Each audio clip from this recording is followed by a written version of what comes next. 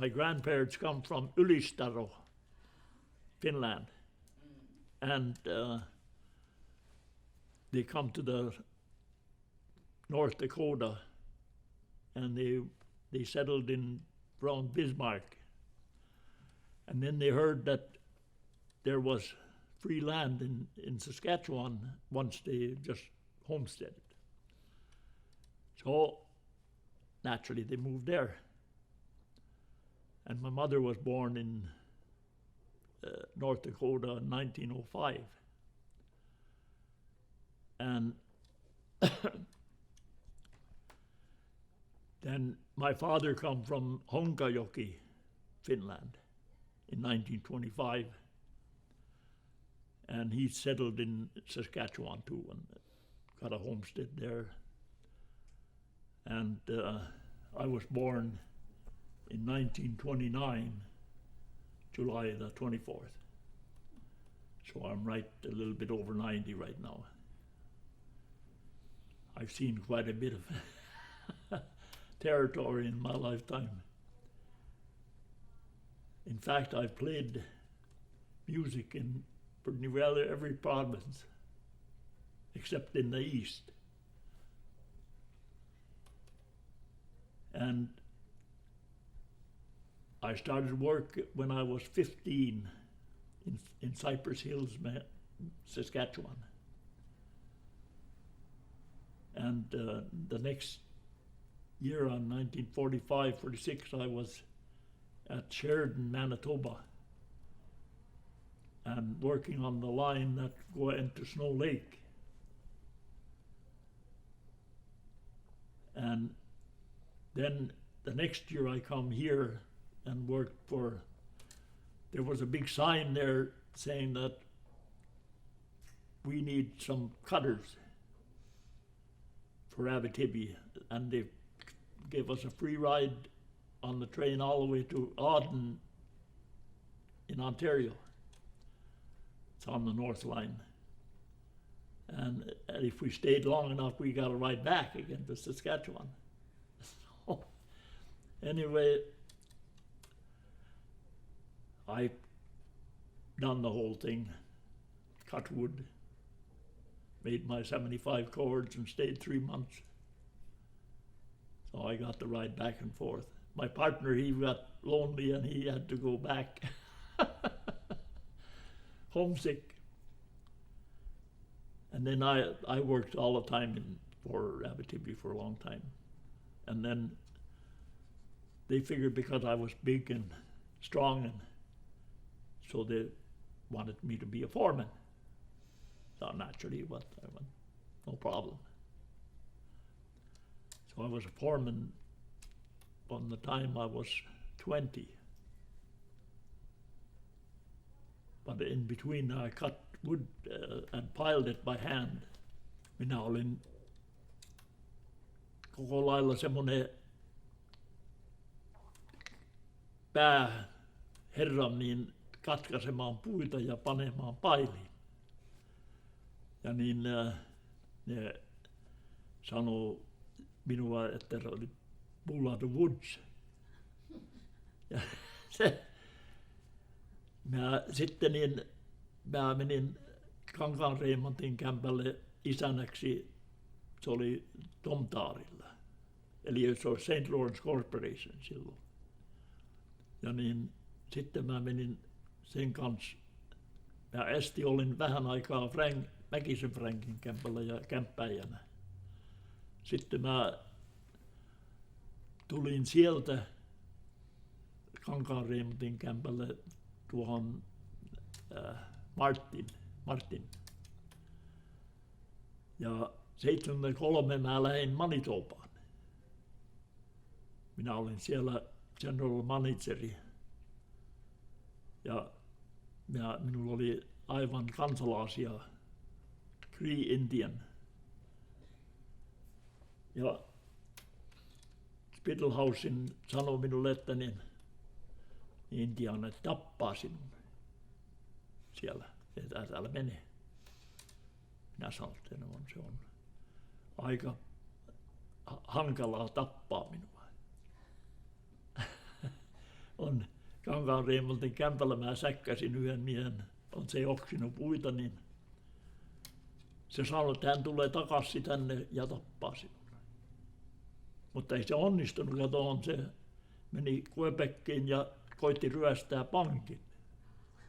Ja se tappohomma meni aivan toiseksi. Ja siellä, minä olin 20 vuotta siellä manitserina Manitopassa ja ne kansalaiset siellä, niin ne kriientinit, niin ne tykkäs niin kovaa, että ne nimitti minun Uukamaa, mikä meinaa Big Man. Sitten ne myy komppania, se hallitus myi sen komppanian niille muusleikille, ne intiaanit. Ja ne otti sen haltuun ja minä olin silloin jo 65, niin ne maksoi minun ulos. Ja minä tulin takaisin tänne. Ja niin emäntä halusi tulla, lapset oli täällä. Ja niin me oltiin täällä, asuttiin Leslie Avenuella, Isolejoella. Oliko sun vaimo suomalainen? Suomalainen. No. Oliko sun vaimo suomalainen? Joo, Toivosen tyttö. Okay. Ja montako lasta teillä oli? 6. 6 lasta. 6 lasta ja sitten oli 7 lastenlasta ja nyt tällä aikaa on 8 4. polvi. Wow. Ja niin minä olen täällä Manitopassa, mä aloin soittamaan yhden joukon kanssa ja me soitettiin siellä yhden kerran TV kautta niin Lions Telethon. Ja me saatiin hirviästi rahaa siltä. Well, I started playing when I was about 17, I guess. Because I heard Hank Snow come to Lucky Lake when I was 12. And he had a fiddle player there called Rudy Portland. And he played Rubber Dolly, and I said, well, I'm going to learn that piece. And I didn't know nothing about any notes or anything, but my ear was good. So I got a fiddle and I started to play that. And it didn't take me long because the ear was good. And then when I went to Manitoba, I played with a band in Manitoba and until I retired. Then I come here. I started the Smoky Island Band, which is called in Finnish Savunen Saari. Then we played at all the St. Joe's, Bethany, every one of the care homes and the 55 plus dances. Nippigan fish derbies. I even played once at the Hoito upstairs for the St. Urhos dance. But mostly it was the Pelimanni Orchestra what played. And then in about 15 years ago, the amps got too heavy for me to carry and handle, and so I give the place where I had 55 plus to Kenny Jacobson, and he took over to the dances. And we kept on playing for the, free jobs. We played at Suomikoti and at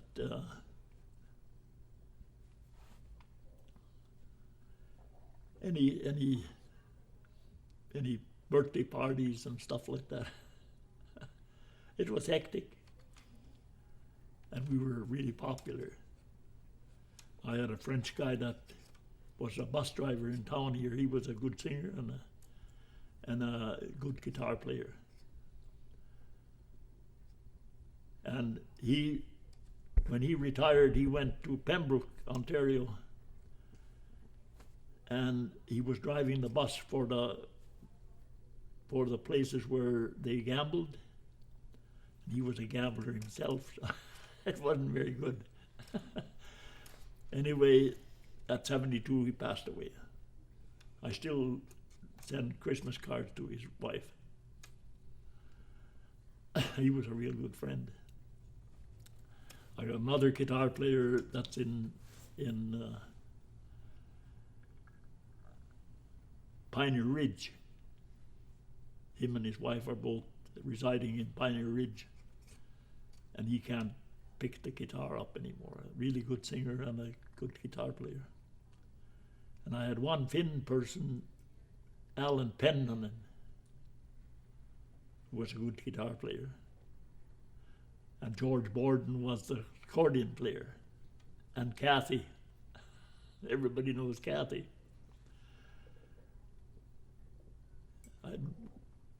Alan Carey was on the band sometimes. And we had a great time. You're still continuing to do some volunteer work besides the music, aren't you? Yeah. Well, then I busk at the 55 plus so I can get some pancakes. Yeah.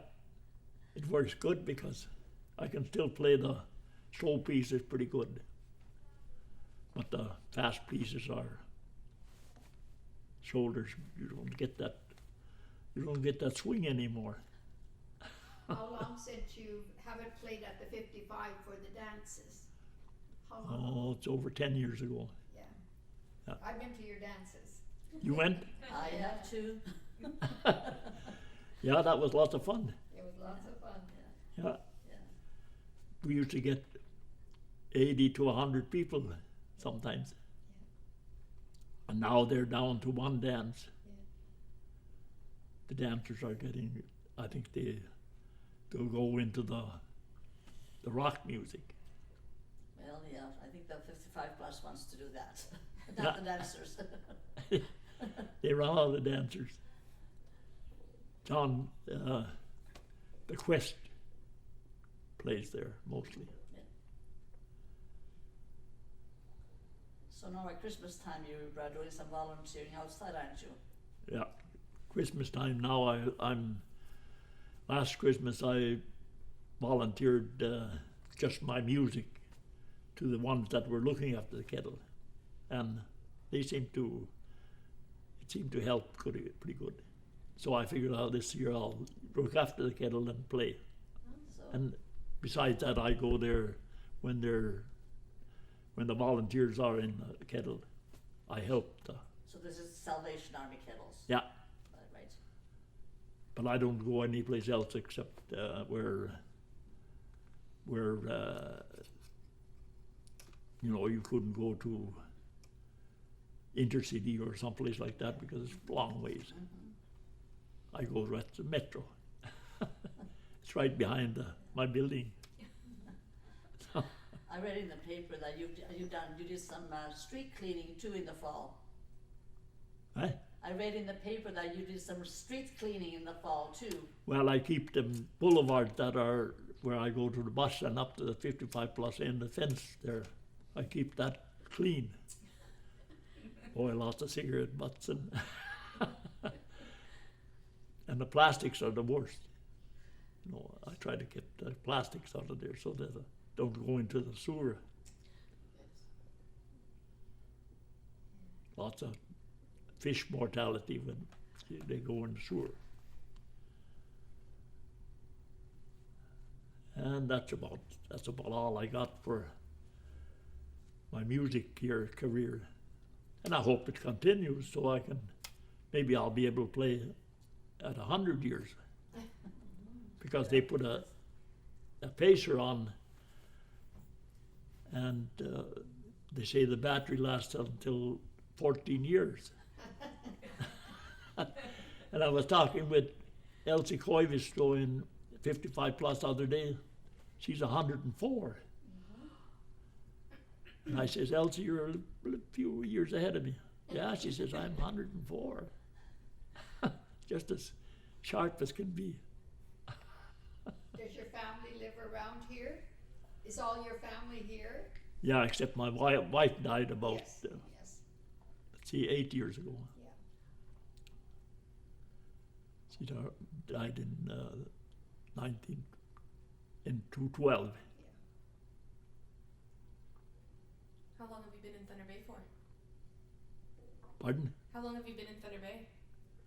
Well, we come 93 after we were already here before, but then we went to Manitoba for 20 years. And my son still got my summer camps in the PA. He lives there, he's retired too.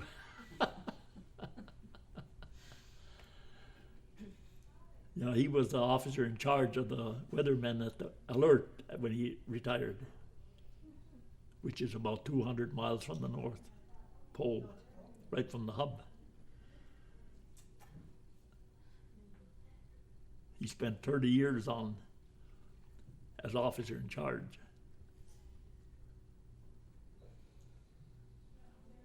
Have to have a special, he has to have a special kind of mentality to be able to, because some of the people there went crazy when, so, you know, they got sick on because they're isolated. But he didn't bother. And they all come from, I got now two daughter and son in Calgary, and two grandchild children in Calgary. And one grandson is in Windsor, and they got two of the great-grandchild. And two boys here live here. And the daughter and the other daughter lives in Calgary, and one daughter is here on Shirley Road.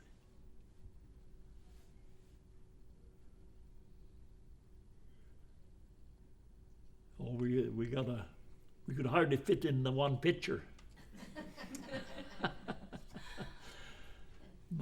My sister's boy is a professional photographer from St. Louis, Missouri, and he was at my 90th birthday party, and he took the picture, and he had quite a time to get them all into that photograph. I still haven't got them back because he's trying to build a summer camp here where he's for retire. And my sister is now 93, and she's at Hogarth. Oh. What's her name? Elma Schulist. Elma. And Fern lives here she's married to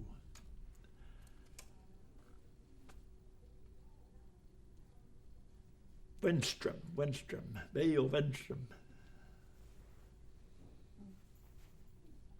Familiar name, but I can't place the name. Yeah.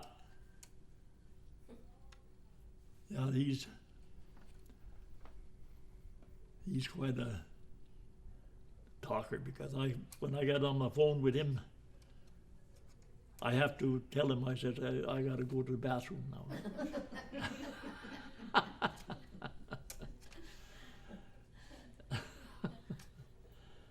Minä Matti olen tässä maailmassa, vaikka varreltani maasalla.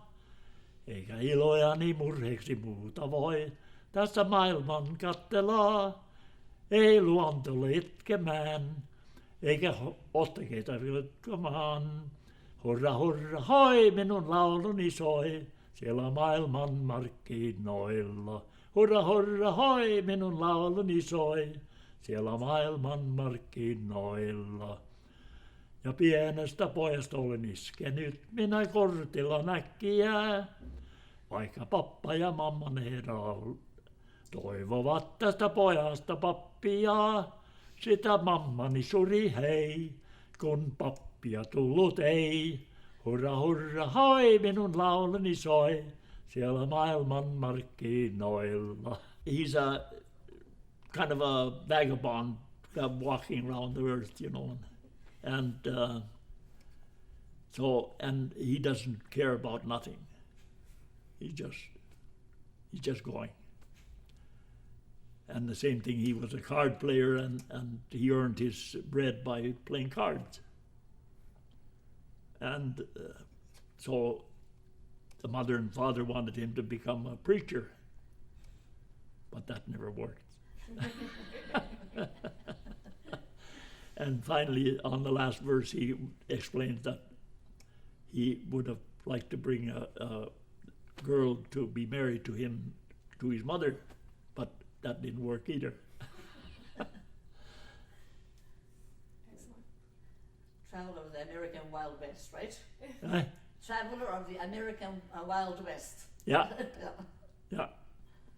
In fact, I was, for a while, I was breaking horses. When I was in Saskatchewan, I was a bronc rider That's at about interesting. 15. We used to break them for $10 a head with the brother. And we broke some for harness. One summer we done that. It might have been two, but mostly it's just one summer really heavy. And the first car we had was a Model T Ford with the high box on it. It would go about 20 miles an hour, that's about all. And the roads were so rough that you couldn't go any faster anyway.